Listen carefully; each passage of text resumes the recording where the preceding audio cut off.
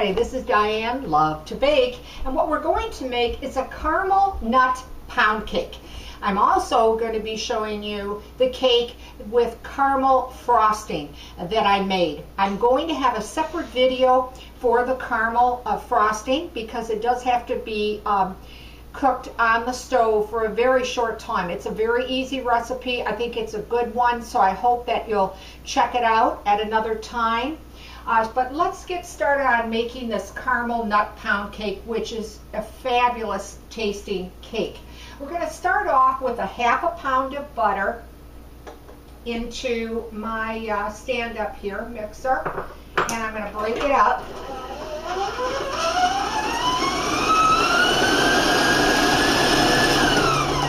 Okay, once that you break that and cream that, then you're going to be putting in a ½ cup of shortening. Now there's some of you that do not want to use shortening, and that's perfectly okay, but this particular recipe does call for it, so you might not want this recipe in particular because we do put the shortening in it, but it really adds to the texture and the taste of this caramel nut pound cake. And you know, it maybe, you know, using the shortening only in moderation, you know, is okay too. So that's really up to you. But I just put in a ½ cup of solid shortening that I'm going to cream with the butter.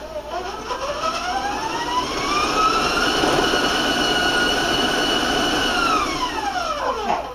Now, generally, of course, I'm going to beat that longer, but I want to move it on for the video. The next thing is you're going to need is actually a box of brown sugar, which is a pound. So I actually, in this case, weighed it on my scale so that I could get that pound. So I'm going to put that in and just beat that in.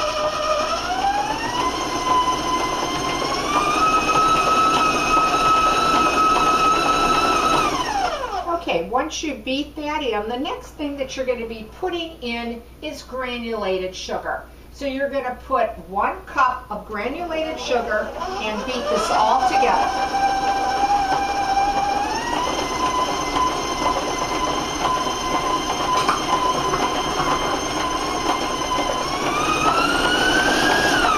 Now I'm just going to scrape the sides of my bowl here with my spatula, get to the bottom a little bit here. Okay. All right. The next thing we're going to be putting in is 5 eggs. A lot of people say, well, did you use small? Did you use medium? Did you use large?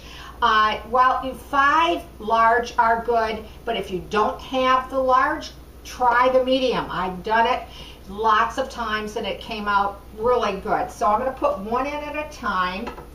I've had the eggs at room temperature, and then just beat them in. There's the second one, and the third. Whoops, the fourth just went in,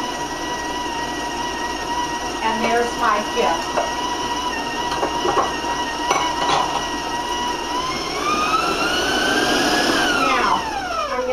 Scrape the sides of my mixing bowl again and get to the bottom.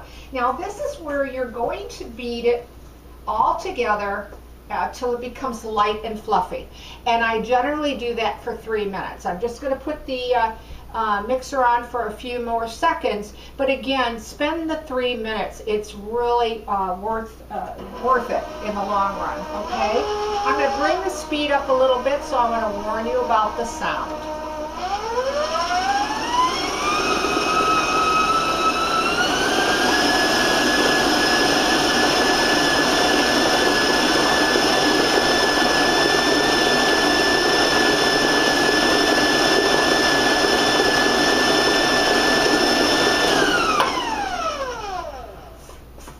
Okay.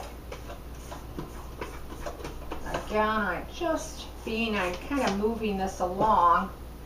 I wanted to bring it on high, and I'm just going to let it go for just a couple more seconds.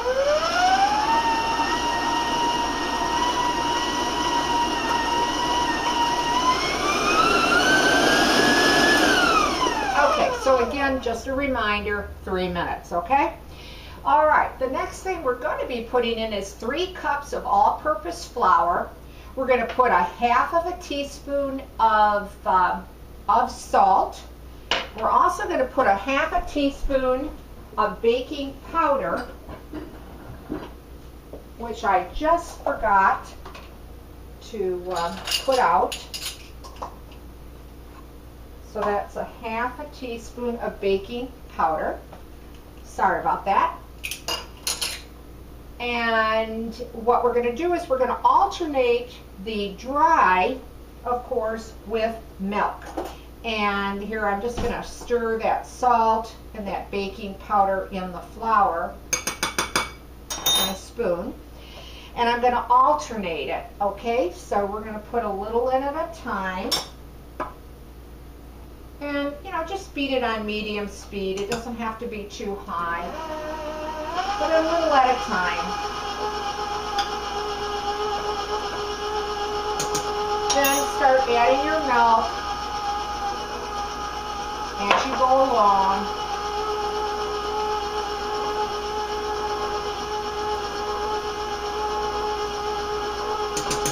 Till you get it all in.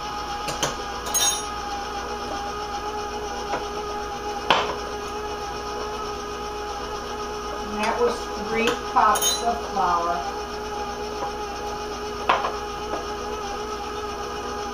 Okay, that's the rest of the flour, dry mixture, and the rest of the milk.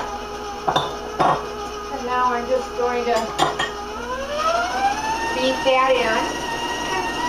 Beat it till it's nice and smooth. And then we're also going to be adding a tablespoon of vanilla.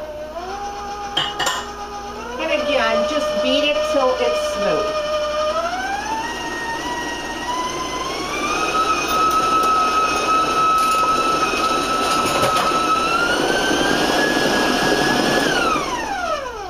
Okay. And once again, I really got to clean that side where it always seems to stick, and to get to the bottom as well. All right, we're just going to beat that just for a few more seconds.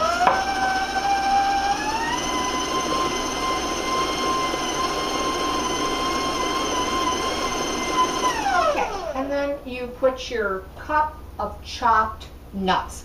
You want to put walnuts in, pecans, macadamia nuts, whatever you prefer, whatever you like. You can, you don't have to put them in with the mixer. You can do it, you know, by hand and just fold them in. But this is much faster for the video.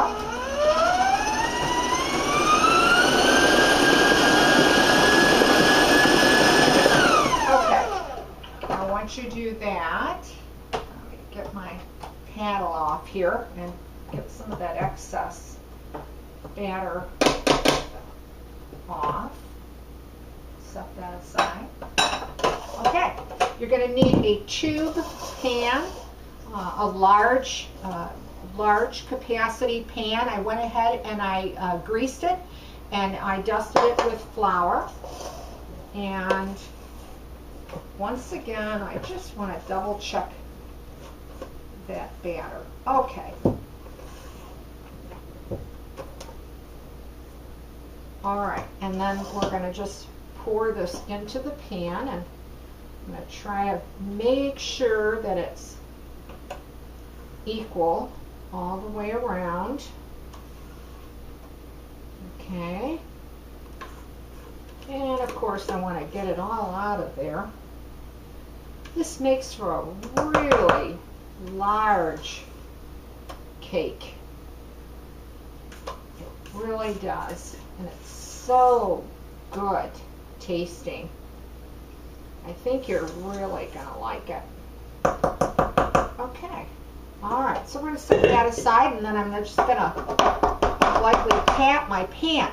Now I'm going to put it in, of course, a preheated oven. and I'm going to bake it at 325, and it's going to take you about an hour and 30 minutes or maybe a little less, because as you know, we all realize all ovens set up so differently. And mine took, it did take all of the 1 hour and 30 minutes for me.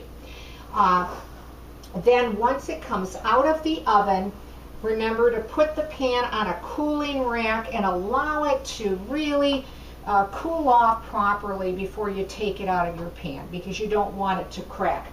Now, I'm going to rinse my hands real quickly here, because I want to show you the finished product of the cake. And this is how it will come out. It's going to bake up extremely tall. As you can see, it's a very large cake. Now this pound cake, again, I put the caramel frosting that I make, and I will have a separate video for it.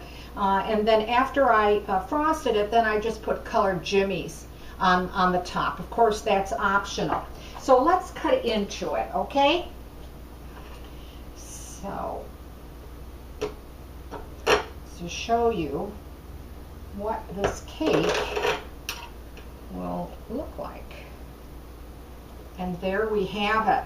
You have a beautiful pound cake. You can see this delicious caramel frosting. It's about, well, about a ½ an inch around the cake. It's a very moist pound cake. It is a true pound cake, though, because you know pound cakes do have a bit of density to them, because it's not a layer cake, that type of thing, or a sponge cake. But it is just delicious with a cup of coffee or a cup of tea, and then finishing it off with this caramel frosting. Oh, this pound cake is just delicious. So I hope you try this recipe. If you do and you like it, well, leave a comment, because I always like to hear from you. I want to remind you that all my videos, over 500 videos, are only seen on YouTube. I want to thank you for watching. Please subscribe to my channel. I hope to, well, read your comments if you send them in, okay? This is it for me today. Thanks for watching Diane Lovetobake. See you soon.